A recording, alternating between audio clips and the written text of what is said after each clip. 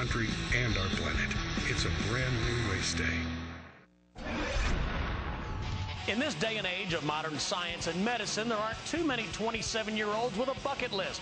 That is, unless you're Travis Pastrana. With too many titles to mention, including 4 consecutive Rally America championships, Pastrana has decided to take his talents to NASCAR. It's been a lifelong dream for Pastrana to participate in the Daytona 500. In a deal that paired the unlikely duo of Travis Pastrana and Michael Waltrip, Travis will be 7 nationwide races this season for Pastrana Waltrip Racing. So far, Pastrana has participated in 3 K&N Pro Series events and the Toyota All-Star Showdown in preparation for his debut at Lucas Oil Raceway at the end of July. Pastrana will drive the number 99 Toyota with sponsorship from Boost Mobile.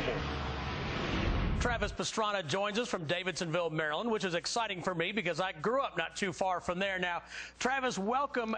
I want to ask you about your stock car experience. You ran the Toyota Showdown, 3 K&N races. Has it been easy to get acclimated, or I guess how tough has that transition been for you? Transition's been very difficult. I mean, probably the best race I had was the K&N, the East-West Shootout, and that was pretty much just we just tried to drive around, not get in trouble, and we had a great car by the end. Everyone else was all banged up, and you know, since then I've just been cold trickling the tires right off the car. So you know, definitely been awesome working with Waltrip Racing and those guys and Toyota, just trying to figure out what it's you know, getting it sorted, but I have a lot to learn for sure. Travis, what's been your biggest surprise in stock cars and perhaps the biggest lesson learned? Biggest surprise, I guess, wasn't really a surprise, but you know, you always get in there and you think, you know, you're like Ricky Bobby, like, I want to go fast. You know, you think you can get up front, and it's just the harder that I try, the slower that I go. Most of the sports that I've been in the past, with motocross or rally racing, if you were really aggressive, you could make up time. You could find a way to go faster, and I've just been finding it's very difficult to outdrive, you know, your talent or the car. So I mean, really, communication with the team has just been super crucial.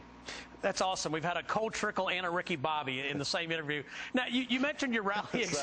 No, it's great. You mentioned your rally experience on dirt. And, you know, we talk about guys in NASCAR like Carl Edwards and Clinton Boyer who grew up racing on dirt, how it helps them with car control. Has that part of it been a help to you?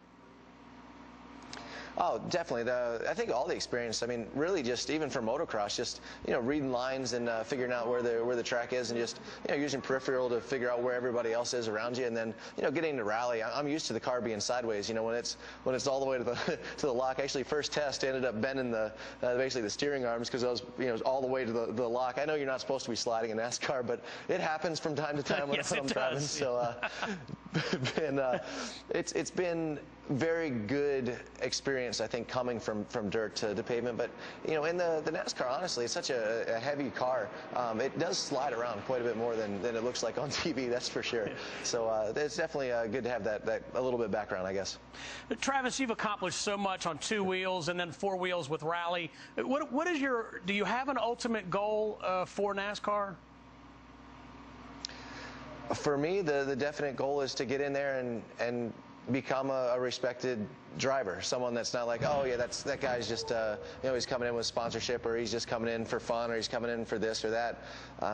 I want to get in there, and you know, as long as I keep making you know, some kind of improvement, or you know, I feel like we're progressing or haven't hit a complete wall after you know, a few years, I think you know, the goal is to continue in there and to really try to do the best we can. I mean, there's no point in doing anything if you're going to half-ass it. So I think for us and you know, Waltrip Racing especially, is just you know, to see if we can get in here and you know, learn as much as we can. It's going to be a learning experience. It's a different sport, but it's something that I feel like I can do, and you know, let's take it as far as we can go with it. You know, Travis, it's like Ricky Carmichael told us, I'm doing this. He's racing in the truck series.